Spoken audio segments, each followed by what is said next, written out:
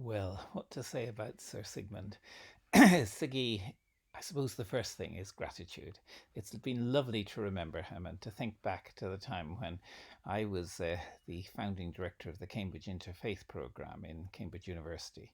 And Siggy had been in that field for years before me. He was a pioneer in it in the interfaith relationships area.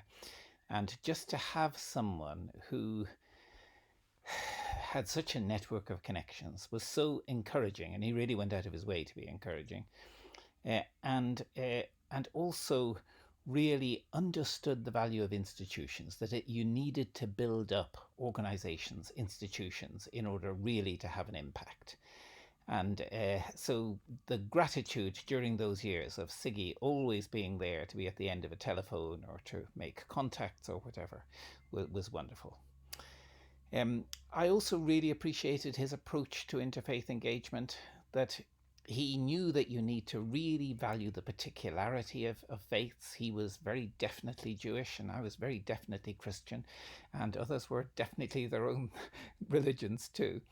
And, and he knew that for a healthily plural society, you needed to have that particularity in depth, but also you needed to have friendships and all sorts of relationships and organizations that crossed over those differences. And that's exactly what he did. And he also appreciated that it wasn't just a multi-faith society, it was a multi-faith and multi-secular society.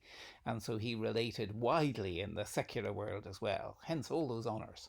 He really liked honors, but there was something wonderful about it that uh, with all the honours, you knew it was in the service of the cause, that it enabled him to make more connections, to get more things done, to enable more events, and so forth.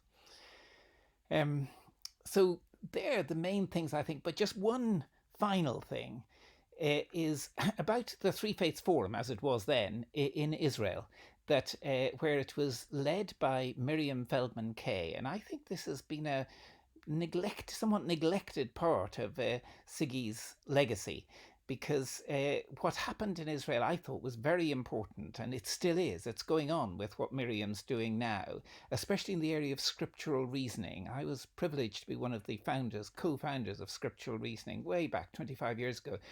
And to see how Miriam has developed it, especially in the area of health and hospitals in Israel, has been really, really impressive.